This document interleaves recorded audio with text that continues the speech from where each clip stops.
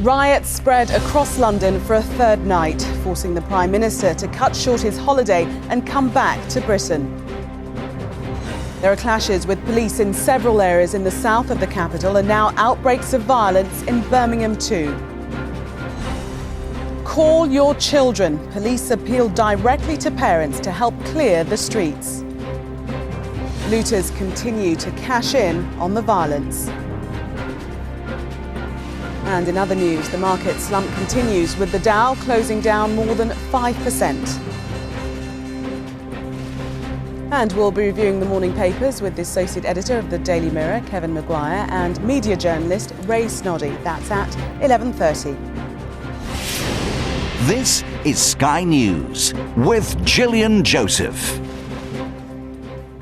Good evening. A third night of violence across London. Rioters have clashed with police in several areas in the south of the capital, throwing missiles, lighting fires and targeting business and vehicles. David Cameron is cutting short his Tuscany holiday. He'll fly home tonight to chair a meeting of the government's emergency committee, Cobra, tomorrow. Well, police have appealed directly to parents to call their children so they can help to clear the streets. Sky's Mark Stone witnessed rioting in Clapham in South London.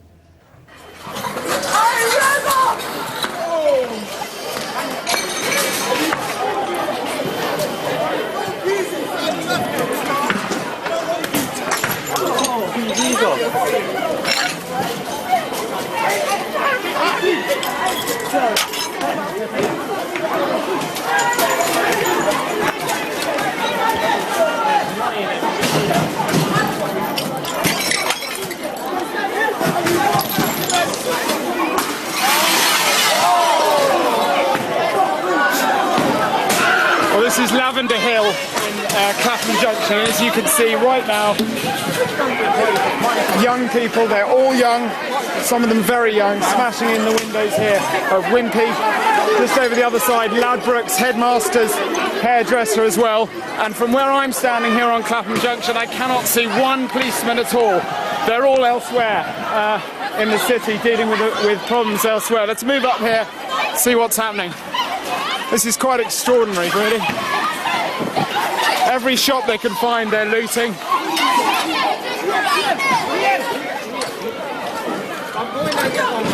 What are you guys up to? Is this fun, is it? Is this fun? They're now going into Headmasters, the hairdresser here. I mean, this is just extraordinary stuff. I've never seen this before, and I live down here in Clapham. Sky's Alistair Bunkle is in Clapham now and joins us on the phone. Alistair, update us on the situation. Have things calmed down now? Gillian, well, I mean, they have in so much that the police have arrived. I mean, as you saw when Mark and I were here about an hour ago, and you saw there from the video footage that we got, there were no police here at all. So, I mean, it was, well, pretty much, I mean, I don't want to sort of push hyperbole into it, but it was pretty much anarchy. I mean, people were walking in and out of shops, unable to do exactly what they want. It was completely uncontested, and so it made our lives very difficult. We were coming down here to try and get pictures of it, to try and get video of it. At points we were asked who we were. You know, I mean, obviously we can't say we're journalists. At times we were chased away when they worked out who we were. But I mean, this is Curry's here, which you saw in Mark's video footage. The police, as I say, are now here. There's a man in riot gear outside it, but it is completely destroyed. And this was probably their main target, this and Carphone Warehouse, which is the other side of the road, because of what they can get out of it, of course. They can take electrical equipment. People were just, I mean, it was extraordinary, strolling out of here with computers, with mobile telephones, with televisions, and they were walking away very calmly. They did, for the most part, cover their faces, though. They had balaclavas on, or they pulled hoodies over their faces. But at one point, I walked down to the other end of the road, and to cross the road where there was a line of people watching it, a line of people who live around here, uninvolved in the violence. And there was flowing traffic, and I had to stop and wait for the traffic to go. And a guy stood beside me, and he was carrying a massive computer in one hand, and he calmly waited for the man to go green before he crossed the road. And I think that sort of demonstrates just how blasé it's all been down here. It's been dangerous. I don't think that's an exaggeration. As I was saying, it's very difficult for anyone, any members of the public who are around here and obstructing those who are intent on looting. The police are further down the street now, and the way you're looking now goes down towards Clapham Junction for anyone who knows this area. I've just been told by a local man around here that Pizza Hut down near Clapham Junction is shut up. Staff are locked inside. They're unable to get out, or at least they're too scared to get out. We challenged a few people, asked them why they're looting. One lady kept on telling us, we don't get any money from our taxes, we don't get anything from our taxes. So I don't think you can really draw a political comparison with this. I think this is completely opportunistic. People are seeing what's happening around the rest of London and they're deciding to do it down here.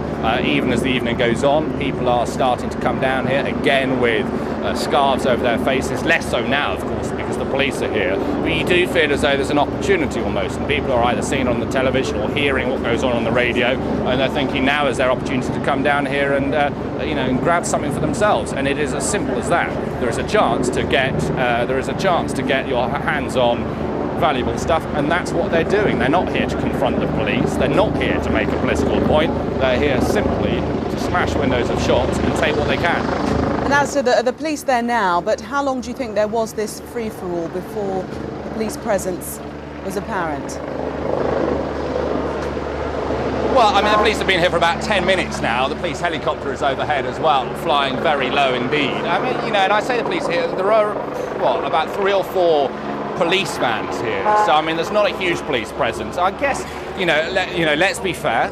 They've got an awful lot of problems to try and deal with across London. Had they come here earlier on, then they could have presented a target themselves, and they could have been the target for the anger. They could have then seen themselves involved in running battles.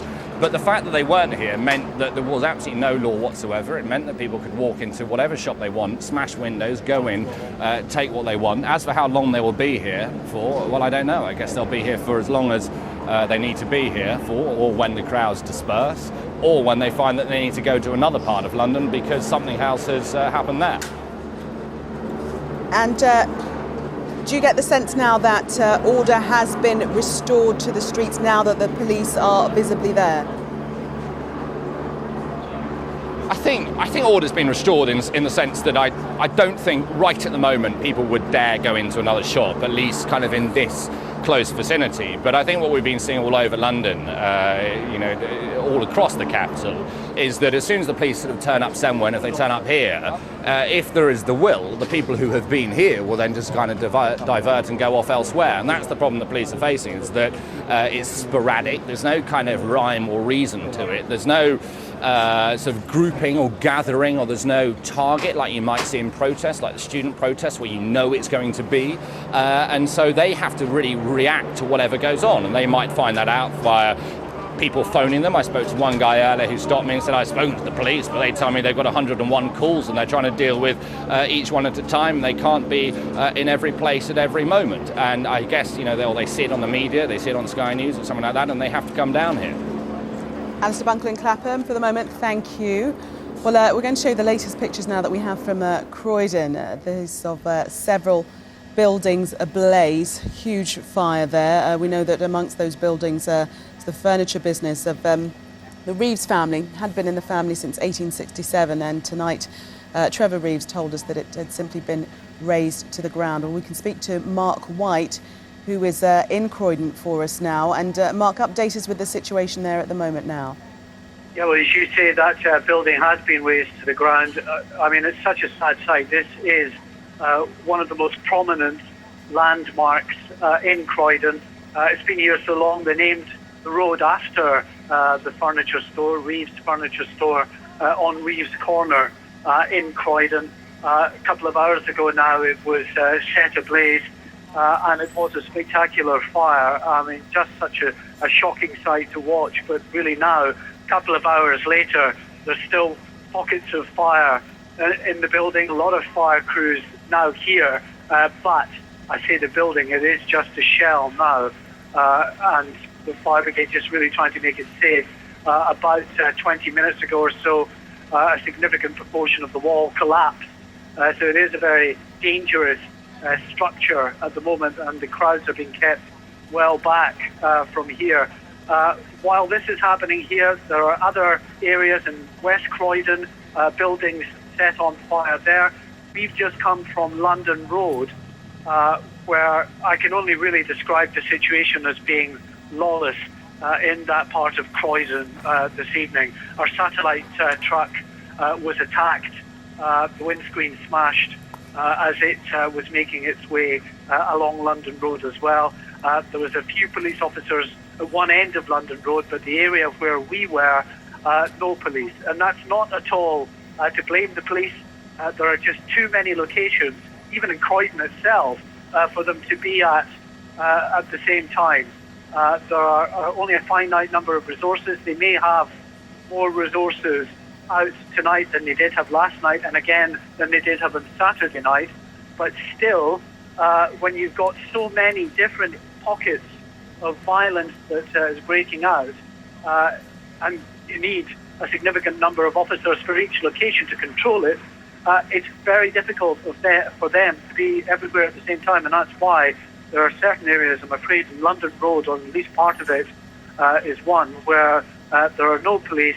It is lawless. I saw groups of masked young men smashing their way into various shops. There were blazing cars on London Road as well. Too dangerous for the crew. We couldn't even get our camera out to start filming this because we were attacked as we arrived there. We just had to retreat for our own safety. In this case, discretion was the better part of valor. It really was.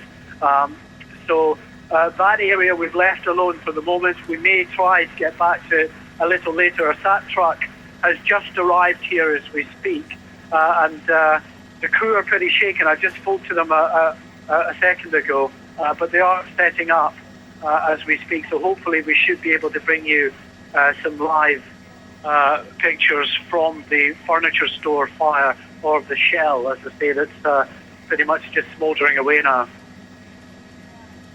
And Mark, you mentioned, I think, that spectators are still around, so the warnings from police to leave the streets, they haven't been heeded.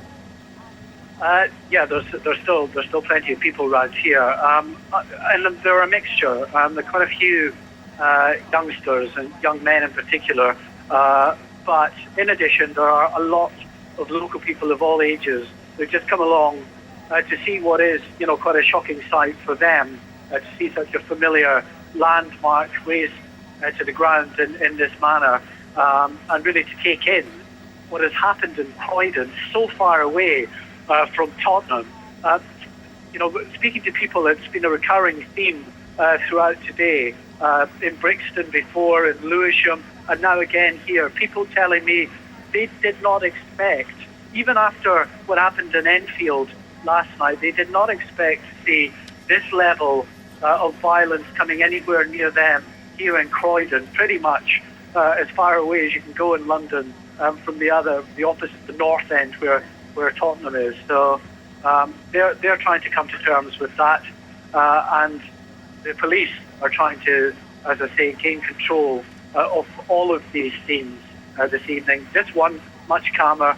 It should be okay for us to operate here once we get the satellite truck up and running. OK, Mark, hopefully we'll come back to you for some pictures out of Croydon. Let's cross to Clapham, though, now, and Alistair Bunkle, who's still there for us at the moment. Alistair, what can you tell us now? Gillian, I've got a couple of guys who live close to here, Tim and Adam, who tell me they saw most of what went on. In your own words, guys? Incredible. I mean, we've been down here for 2 hours now. The cops turned up about half an hour ago. And for an hour and a half, we just watched guys, kids, like 14, 13 years old, just running up to shops, smashing the windows. All of them would run in behind and just grab everything and just come out. Yeah. And these guys, you could talk to these guys. You could walk, speak to them, say, hey, can I have a light? And they give you a light. Yeah. They were literally just here to run into shops, smash the window, do as much damage as possible they could do. We didn't feel unsafe. Without harming anyone around them. Didn't feel no civilians, unsafe anything like that. They just wanted to do damage to buildings and make as much mess as possible in the area. But the police took at least an hour and a half to get down here. Yeah, there's no one here to stop them, was there? Nobody here to stop them. They just not at could all. do literally whatever they wanted for as long And as they they didn't wanted. care. And they didn't were care. smiling I think. and running around laughing. It was incredible. They I've just never didn't seen care. anything I've never like seen it. anything like it in my whole life. It was literally completely out of control, an example of literally the law losing control. Particularly in this area as well. Yeah. It's a nice area. It's a nice This is a area. lovely area. This is a very popular, lovely My area. girlfriend lives above the Currys, which is we where were all- looking at all earlier. It's action been the went main on. focus, really, isn't it? Yeah, Yeah. yeah. The main focus started at Curry's actually. Yeah, it's crazy. Spread it the whole way across all the way road. down, and but you could walk up and down. No, I don't know about you, but not most of them road. I saw had either balaclavas on or Balaclava something covering their Most of them, face. not even all of them had anything on their faces. They didn't care. They just don't care. They just want to smash some buildings Yeah, and grab a load girls, of stuff out of guys, they didn't care, and they were going up, storing stuff, and then coming back down and looting there. Yeah. again. They were going back to their houses, putting it in, and coming back to get some more. They're walking very calmly out of They're Curry's. not even worried. Oh. Incredible. Slowly as they like. No, I mean, it's it's two guys who live around here. Do you blame the police for not being here on time, or do you appreciate the fact that don't maybe think- they've got more to do elsewhere? We don't really understand exactly what's going on with the police. You know, I don't know how many police are around or what they're doing. I know that Croydon's in a bad way, so a lot of them are probably down there. I talked to the guys, and that's what they told us. They said, look, we've been down there and we've come back now. On a more normal day around here, you don't actually tend to see that many police, do you? No, I would not expect that. No, there's never any But police around it's- here. I mean, that still gives an impression of the sort of area it is. This is one of the nicest areas. It's the nicest, quietest area usually in South Wandsworth area. It's all Brilliant. quite trendy people. They've got good jobs. They take care of themselves. They spend a lot of money down here. I wonder from what you saw, and I was musing about this earlier. I mean, had the police come down here earlier when it was kind of at its height, do you think they'd become targets? No, I think it would have got rid of them quicker. I mean, as soon as the police came down, they all scattered. They were gone. They all disappeared. They did, and everyone cheered as well. So there's quite a crowd gathered around here, that's sort of right. watching it. Really. Funny enough, when everyone's ransacking the shops, one police car drove by down there, and it was just one one. cop car. Once they heard the sirens, they all ran. ran, But when they yeah. saw it was just one car, That they presence all went would back have into the made a shops difference. again. So yeah, if the police came down on time, this would have stopped hours ago. But they're not hurting people. They're just hurting the shops. There doesn't appear to be a political point, though, does there? Oh, of course. It's exactly what it is. It's a statement, isn't it? Do you think so? Yeah, totally. Absolutely. Well, what is the statement? I don't know. You've forgotten about us, maybe. Forgotten Do you about think that? us. I mean, because my impression was it was opportunistic, and perhaps it was going on around the rest it's of the a capital, reminder. and they It all decided. started with what happened up in Tottenham, didn't it? With the policeman who shot that young guy. Yeah, but I mean, do you really feel that sentiment from Tottenham has resonated down here, or do you think that Absolutely. they are looking at what happened in Enfield, what happened in Hackney, that's what's exactly happening in so. Croydon, and they're There's- thinking, well, we're going to take our chances? We as well? spoke to a guy here, and he said that since Tottenham, text messages have been flying around to people that weren't involved in this, Yeah. and that's what's happened. They've just come down here and they've decided to have a go It's down. just escalated. So you get the sense it's a bit more coordinated than. It's very coordinated. Definitely coordinated. I have like a guy that told us that he received a text message. He didn't get involved in the incident, but some of his friends did. Yeah. He was telling us on the street Yeah. about half an hour ago, Yeah. and he received a text message saying, "Guys, we're meeting in Clapham Junction at such and such an hour. Let's get all down there." And they managed to gather 300 guys. Okay, Yeah. interesting. And I suppose it's probably a question you probably can't answer, but I mean, just judging by what you just said, do you think these were mainly people who live around here, or do you think they've come from other parts of London to gather here? Oh, a lot of guys who live around here are doing it. Yeah, so you think it is more of a local Wandsworth, maybe effort. Brixton that come across. Everywhere. But I think a lot of the people involved were probably from here. It's But hard just to know. clarify, you think it's something that is coordinated sort of city-wide, if you like, but is There was an operation on a local level? Everyone descend on Clapham Junction. That's Yeah. what they were So saying. it's hard to know exactly where they're all coming from. You know. Yeah, so no, of course, and I know it's a difficult question for you to try and assess where they come from, but it's interesting what you're saying about the text messages. What about people who weren't involved in the looting around here that you might have spoken to, bystanders, people They who were live around just here? all Everyone was gobsmacked. Everyone had their cameras out, taking Cameras. videos, taking Yeah. photographs. It was like seriously like a tourist attraction. I've It never seen was anything like casual, and we Yeah. weren't getting told to move. Okay. I sort of thought that was a bit strange. I would have thought the cops would tell us to leave. Yeah. but they Oh, it was just sort of badly let us handled go. by the police. Well, look, guys, thank you very much, and fascinating what you're saying. I mean, you do get different opinions whoever you speak to, but I mean, talking to those guys, they got the impression that it was a much more coordinated attempt down here than maybe we saw for ourselves. Alistair, for the moment, thank you. Well, let's go live to Croydon now, and our Home Affairs correspondent, Mark White. You can now show us some of the scenes that you were describing a little earlier on. Yeah, indeed, you'll see for yourself. I described it pretty much as just a shell of a building, and that's what it is. Pretty much one of the oldest buildings in Croydon. there's a couple of sides of the building still standing, but not much else. Still pockets of flames in there as the firefighters train their hoses on that. But there was really nothing they could do. For some considerable time, the fire brigade couldn't get close to this area because of the disorder. When we arrived, even just about 20 minutes, half an hour ago, there was still police in full public order riot gear. But the situation has changed in terms of the atmosphere here now. A lot of those elements who were involved in this violence have now gone. And you can see that probably from the police officers in front there, now no longer in full protection, but actually just local borough officers by the looks of them. There is, though, having said that, still disorder elsewhere in Croydon. We've just come from the London Road, which, as I said to you just a short time ago, parts of that remain lawless this evening. There was vehicles ablaze, bookmakers being looted along with other shops. Police, unfortunately, they can't be everywhere, so they were guarding what they could at one end, but these looters were further down London Road, and it was a pretty intimidating atmosphere. Say our satellite truck was attacked, the window was smashed, and we had to, for our own safety, pull out of there and come here instead to what is a burnt out building now, the site you're seeing. There are quite a number of fire crews still here tackling this blaze, and it's a similar situation, and I'm not even talking about elsewhere in London, it's a similar situation in other parts of Croydon. In West Croydon there are another 2 to 3 buildings which have been set ablaze, and as I told you, those cars that were set alight on London Road, along with other parts of this particular location in South London that remain either lawless or pretty dangerous in terms of going anywhere near them this evening. Do you get the impression, Mark, that the police are darting from pillar to post and playing a game of catch-up, if you like? Sorry, I missed that. Could you say that again? I was just saying, you do get the impression that the police are darting from pillar to post and playing a game of catch-up? Yeah, well, I mean, they have to in a sense, because at the end of the day, I mean, what else can they do? I mean, they can only do so much with intelligence. A lot of this has been fairly sporadic in nature and quite spontaneous. When you have that, when you have groups of youths who are going to an area, who are smashing up property, setting buildings like this on fire, and then heading to another part of the borough or even elsewhere to another borough, what can you do but just respond to that, try to get your resources there, try to secure the area. But of course in doing that, and I'll just get out of the way again to show you some more of the building, in doing that you're tying up resources, because there are a number of police officers here making sure that this remains safe, that the area is cordoned off so that the fire crews can work safely.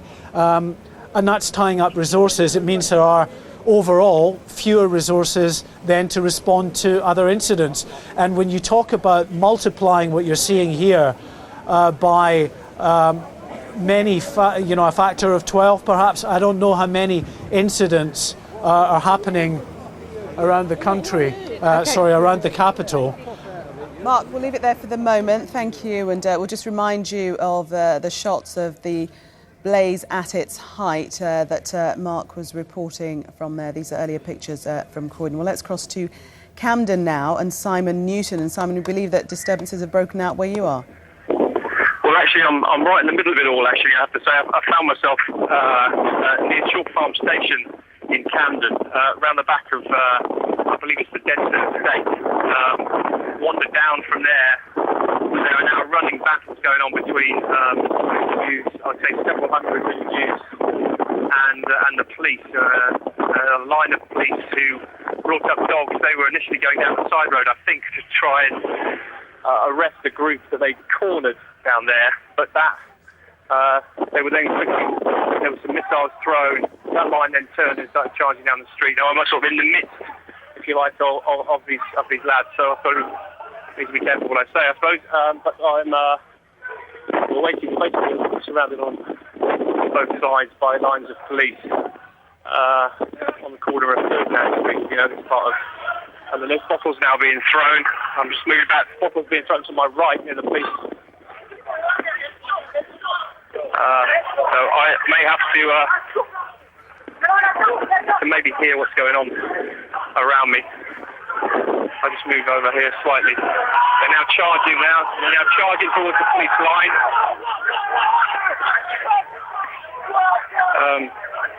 I'm just behind them. So, give me a second, I'm just... I'll have a look. Simon, I think perhaps you need to go and come back to us from a safer position. Let's speak now to my colleague Lekwesa Borak, who's in West London, and you've been caught up in the disruption, Lekwesa. I have, yes, Gillian. I was coming down the North Circular Road, heading towards Ealing to then make my way up the A4 to come into work.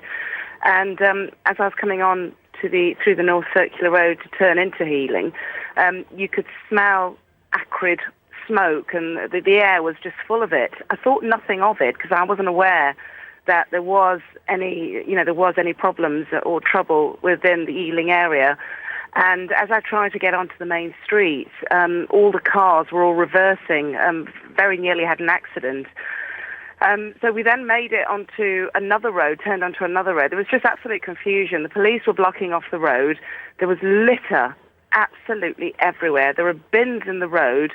And as we're going past the road with the green in Ealing, there's just gangs of youths, and they just look like they're having fun. I was just absolutely amazed. And there's glass all over the road. And there's just smoke coming out of cars. I mean, I don't know what people are going to think when they wake up tomorrow morning. Their windows have been smashed, and you've just got this gang of boys sort of looking into the car. It's quite, I mean, I found it quite frightening myself. I sort of closed my windows and locked the doors, but we don't actually know where we're going, so we're just driving around. You go down one street, and there's a fire engine completely blocking the road, putting out the fire of a car that's been set alight. We then reverse up another road to then be blocked by a landscape van that's just been smashed, and the doors are open, and you can see that it's literally been abandoned in the middle of the road. I don't know what's happened to the driver, but the whole vehicle has just been smashed and windows left. There's glass all over the place. And, I mean, I should have known, because as I was driving in, the roads were just eerily silent. I mean, Ealing is a busy, buzzing place, but it was all very quiet, and then suddenly you just come into a wave of cars reversing up the road with the police blocking everything, and you've just got this gang of youths who just look bored and are having fun, and they're just sort of skipping around and laughing and sort of looking into the road, into the cars driving by. And then you've got some cars sort of pulling over at the side, talking to the gangs on the side of the road, and they're all laughing their heads off. It's really quite frightening, I think, if you're on the road and you're just trying to get home. Not too sure where I am at the moment, Gillian, so I don't know if I'm going to make it in time to take over from you. But hopefully I'll make it in. But as far as I know, the main street in Ealing is kind of a no-go. OK, Lekwesa, thank you. We'll see you when we see you. We've got some breaking news to bring to you now. Police sources confirmed that there's been a non-fatal shooting of a man in Croydon. Police are saying that there's been a non-fatal shooting of a man in Croydon, and more details to follow. That's as much as they've told us. Of course, you've seen the pictures of Croydon, the blaze that has been taking place through much of the evening, and the other sites across London on this third night of disruption. More after the break. Welcome back. Well, joining me this evening is the Associate Editor of the Daily Mirror, Kevin Maguire, and the media journalist, Ray Snoddy, here to look through the papers, of course, for tomorrow morning. But before that, let's cross live to Westminster and our Deputy Political Editor, Joey Jones. Joe, we know that all the political big hitters are returning home. The Prime Minister on his way back home this evening. Yes, presumably he'll be making his way to the airport by now and getting ready, obviously, to return to a situation that by the time he gets back into London, who knows what exactly he will find. Clearly the situation is developing and degenerating minute by minute, hour by hour. And I think that Downing Street, even a few hours ago, was saying that it was going to be okay for the Prime Minister to stay on holiday, that there were big, serious figures, the Home Secretary, William Hague, the Deputy Prime Minister, the acting Metropolitan Police Chief Commissioner, who could basically handle things while keeping him in close touch with events. But it became, as we watched the situation, watched the pictures coming in through the afternoon and the evening, it became clear that it was simply not sustainable for David Cameron still to be out in Tuscany as the situation was slipping beyond the control of the police and of politicians. It's for that reason that obviously he's decided he must come back, and what he will have to do first of all is to convene the emergency Cobra committee, get all the key players in there, try to get a clear idea of what the situation is, and then try to come up with a strategy to get a grip on the situation, something that up till now nobody has been able to come close to doing. Do you think he will have done damage to his premiership by not returning sooner?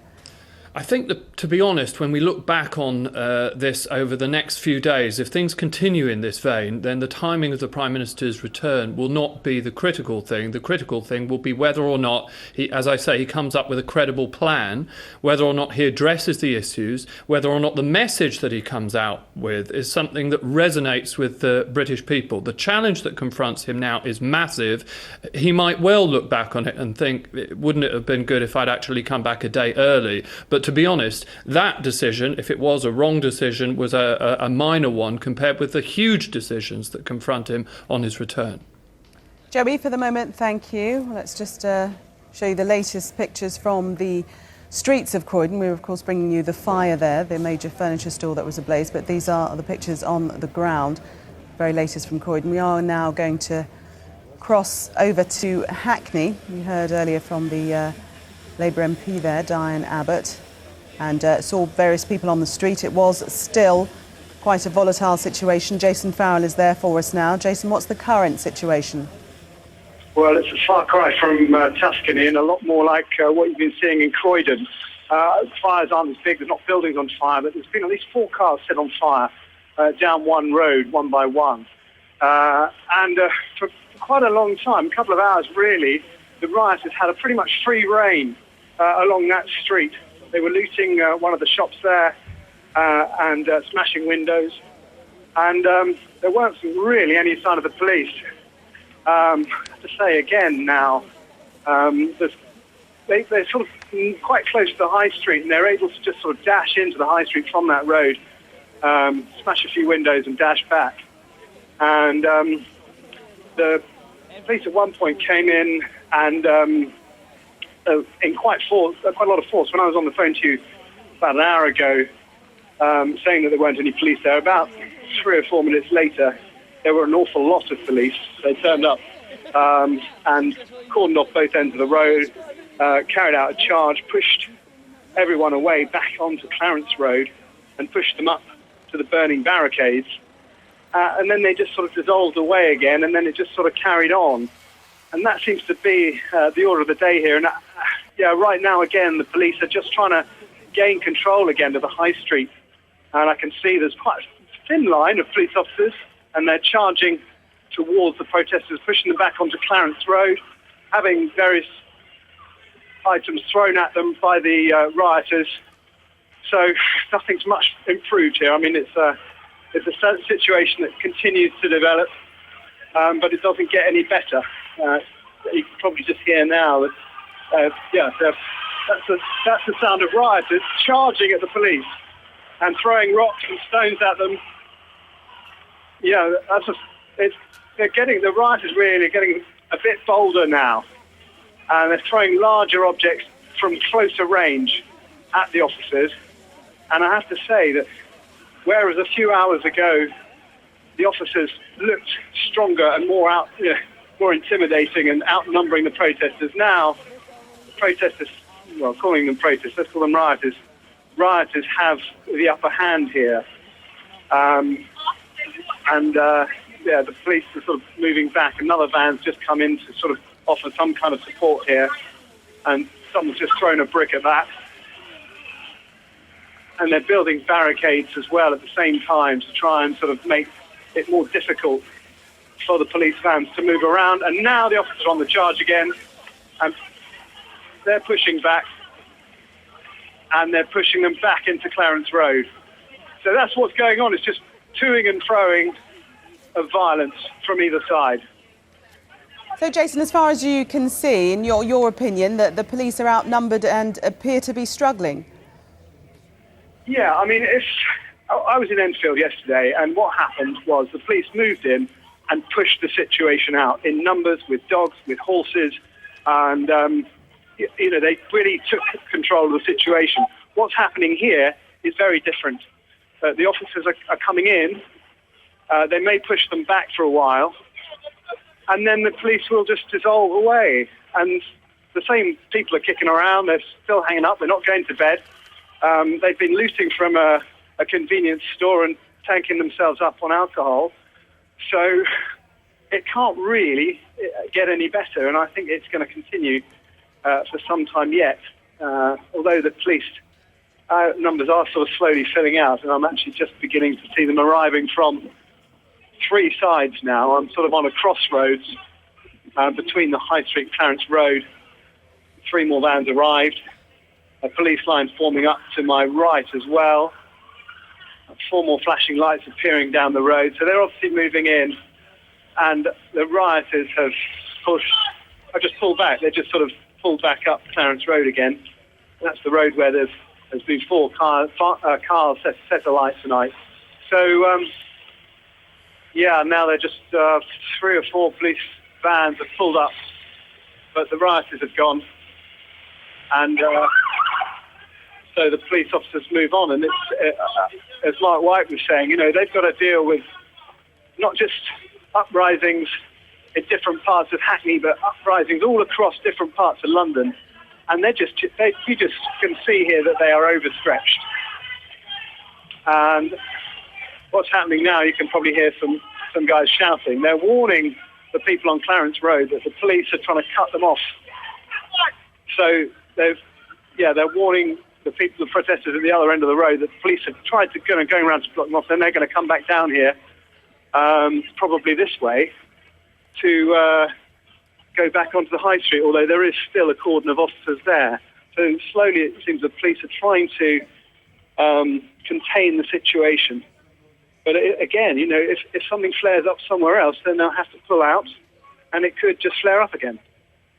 OK, Jason, thank you for the moment. Let's bring up the full picture of our live shots from Croydon. As you can see, the fire, well, they're still damping down, but the fire not the blaze that it was some time ago. That's the part, I believe, of the furniture store Reeves, which first established in 1867, and tonight nothing left. We spoke to the owners a little earlier on. Well, let's just take you through the papers, the front pages of them for tomorrow. And The Guardian, the battle for London, that's The Guardian's headline.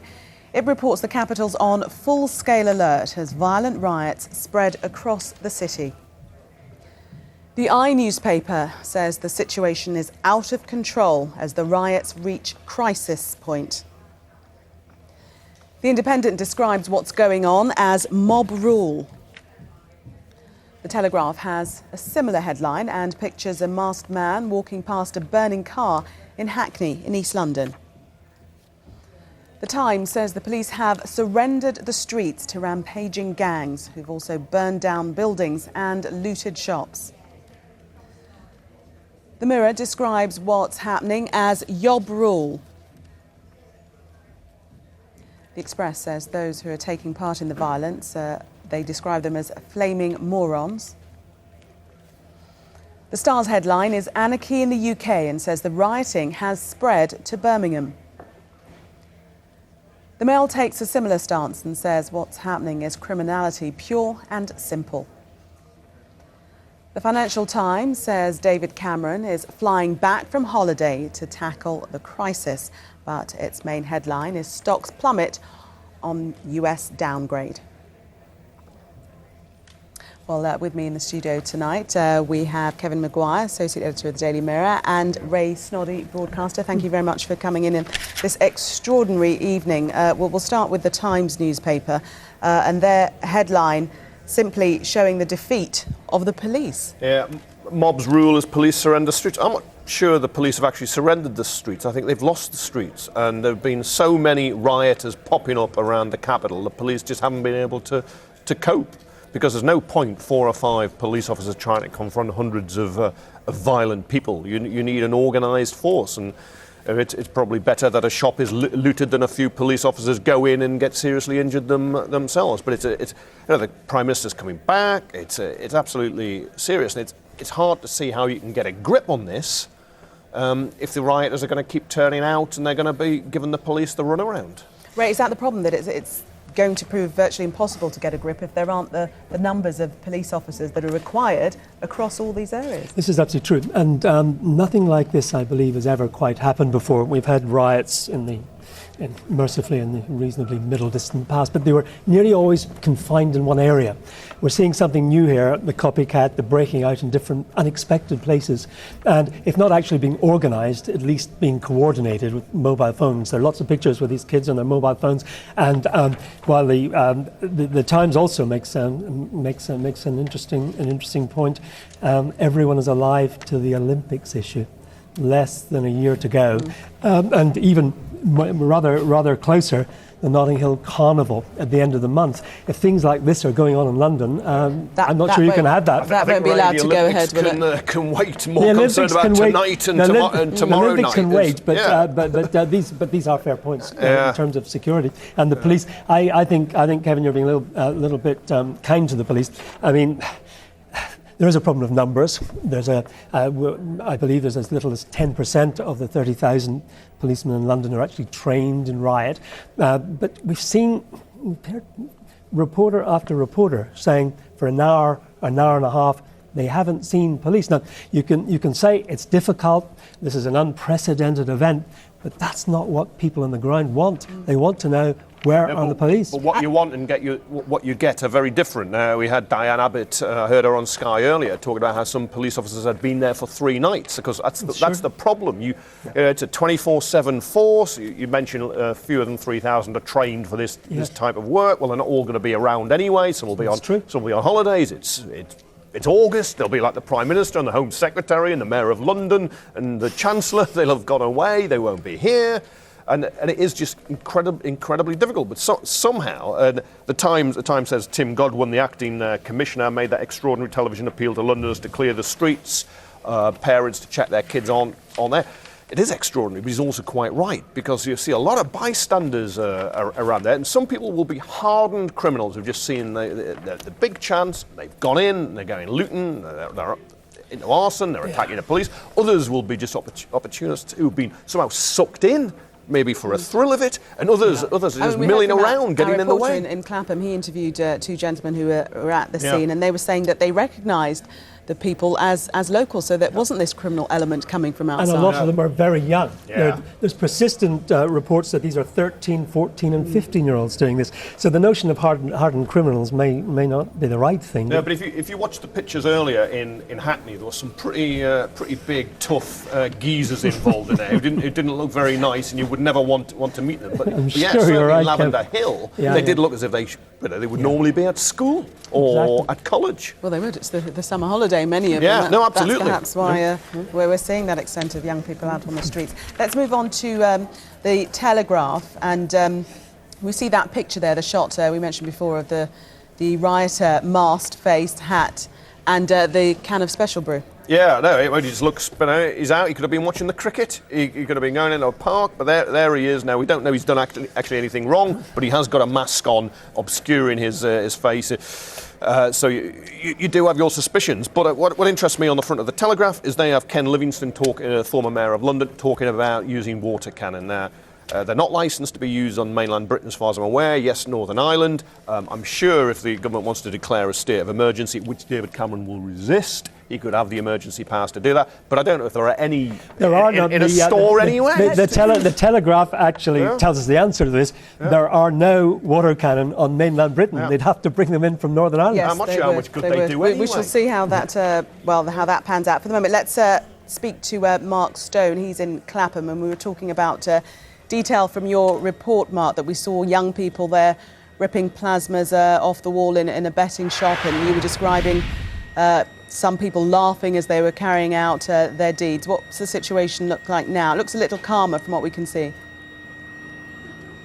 Yeah, that betting shop is just down the road behind those police vans. To the right, about 10 metres up the street there, that's called Lavender Hill. To the left is Clapham Junction train station. I have never seen anything like it. I have to say it was extraordinary. I live locally. I heard that this was coming on, so I came down on my bicycle and I started up by coming up from a side street and ended up coming right into the middle of it because, of course, there were no police here 2 or 3 hours ago, so there was no reason to know that it was actually going on at the time. So I cycled straight into it. That's when we took that video footage where you saw them trying to pull the television screens off the wall of Ladbrokes. I then turned round, I saw it was happening at Wimpy as well, down the road, literally just there at Debenhams, at a hairdresser's too. Any shop that they could find that they could get into, they were. And as I mentioned, these were young kids. These weren't adults, they were young kids, boys, girls, some of them as young as 14, 15. Someone said to me just now, where on earth are their parents? Well, I think that's a question that's going to be answered tomorrow. But now it is quieter. The police arrived here, about an hour ago, so there was 2 hours where people could do what they like, and they have done. Look, that's a jewellers and pawnbrokers there. You can see they've managed to get inside. Let's move actually a little bit closer to the pawnbrokers. You can see what they've managed to take everything from the windows, absolutely everything. And I walk up and down this street regularly. These windows are full of the sort of things you'd find in a jeweller's, and everything's gone. Moving up here, you can see, look, there's a shoe here that someone has tried to nick from the shop JD Sports just down the road. It's the same all the way up this street. They moved up shop by shop by shop. We watched them, local residents watched them too. And sorry, the cameraman's just tripping over some of the rubbish that's down here. So, everyone watched them. No one could do anything. I was talking to a couple of these people. They were nasty bits of work. They did not want to be filmed. And when they saw that I was filming on my iPhone, very quickly they tried to take that off me. I ran down the street up that way and we got away. But the police weren't here. They are here now. But at one point, just up there, there's a branch of Millets or Blacks, I think it is, the outfitters. And the police were here, but only in small numbers. And so they had just watched as the looters continued. So police on one side of the road watching the looters taking stuff out of Blacks because there weren't enough police at the time. You can see some of the other shops along here. T-Mobile. There's a theme with all the shops. They're electrical stores, or they're stores that they think there will be money in. In fact, actually, we can move over here to our right. There's a branch of Boots. That too has been comprehensively destroyed. In fact, we could even go inside here and see what they've done. I'll leave the cameraman out there because we might lose the signal. But you can see here, inside a branch of Boots, there are drugs all over the floor. These packets are empty, Imodium. But, it's just extraordinary. They've taken what they can. They presumably tried to go to the cash register. That's what they were doing in Brixton last night. We've been in Brixton all day today. The people there were telling us that was what was happening in Brixton. It's the same here, taking whatever they can of value. And these are just opportunists, really. You can see the police are now there. They've stopped the protesters, the rioters, the looters from doing any more here. But I was at a back street just over there. There are still an awful lot of people milling around, young men with masks on, hiding their faces, milling around. There are not enough police in this area at the moment to be able to contain all those people. They're just running around, running amok all over the place. Extraordinary scenes tonight. Mark, thank you very much. And he was speaking there of masked men. And one of those masked men on the front page of The Guardian under the headline, "The Battle for London." This looks like a war zone. It does, and this guy has got at least one glove or sock, and it looks like on his left hand, mask again. I noticed in the bookies and Lavender Hill, they didn't have gloves on, so I would have thought there's a lot of fingerprints there for when the teams get in later. But it is the battle for London at the moment, and we, the law-abiding, decent majority, are losing it. And quite how you separate the rioters and stop them, the police. Getting their act together is one way, and I think a few blows from truncheons, a few arrests. I'm sure the courts can sentence people very quickly, and a few deterrent sentences that might work. You have to separate everybody else, get the condemnation, And I also think you kind of, because it's hot, people are hanging around, they go on the streets. It's almost, you've got to pray for rain now because people don't riot in the same way when it's bad weather. Or water cannon, as some Well, yeah, politicians but water cannon suggested. trundling around a few. If we could get them from Northern Ireland or borrow them, I'm not sure how effective they are because. In a sense, the rioters are calling the shots here because they're guerrilla attacks.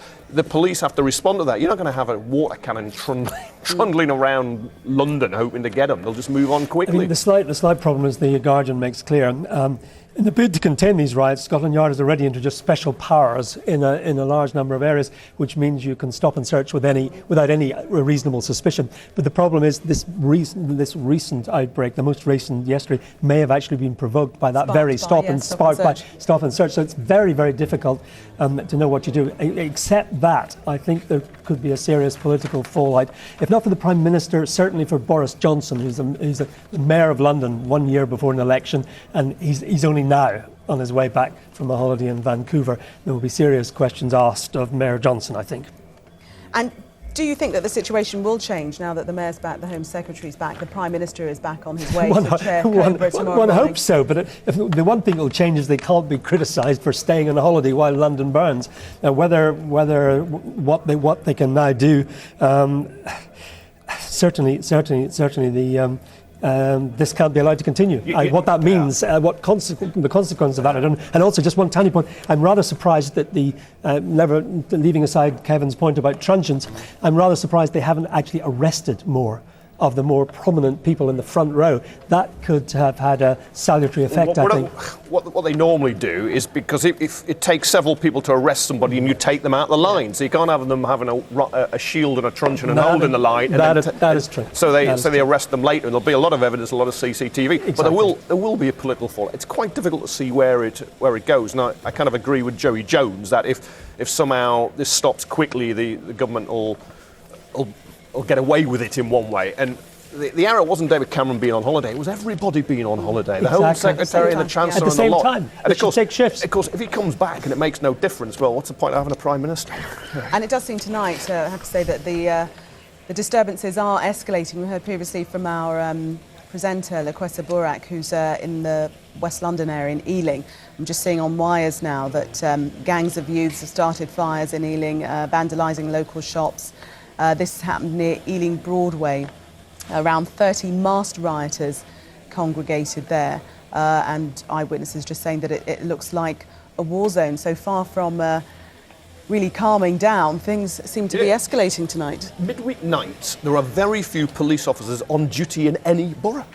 And presumably they're going to the hot spots, and then it kicks off, as Diane Abbott described it in Hackney earlier, somewhere else in Ealing, and there just aren't the officers to deal with. And the truth is, we're governed, we're policed, we live by consent. That people are by and large law-abiding and don't go around doing this. But it seems all these copycat criminals have decided to have a go after what happened in Tottenham on Saturday night. And it's a million miles away from what happened to Mark Duggan. Let's return to Tottenham, though. In the Mail, they've got the photo of the buildings there, the Carpetright building. Yeah.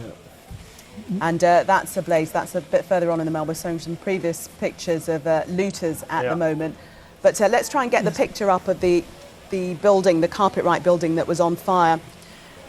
This is also in the Daily Mail, and they're showing the residents a distraught woman who presumably had to run and flee for her life. Moving, and this is the good journalism, moving stories of what it meant to rail people fleeing with 9-month-old babies. This is we're really, really lucky. We're really lucky that nobody died in that place because there's many flats, and that's a good piece of follow-up journalism. Yeah, it's the human cost. Exactly. 26 families are homeless because that building, that iconic building, rather like the Reeves building. And we heard your interview earlier with the two brothers. Family business going back to the Victorian era, the era of Disraeli, Dickens, Gladstone, before electric light, before we had cars. And it's been there all that time, and it's now gone because arsonists have just torched it. And here's one of the residents saying, I think we've spent our last night in Tottenham. These people very pertinent, Mays. Ray and Kevin, we must leave it there. But third night of disturbances spreading as we speak. Rioting and looting happening in Ealing in West London now.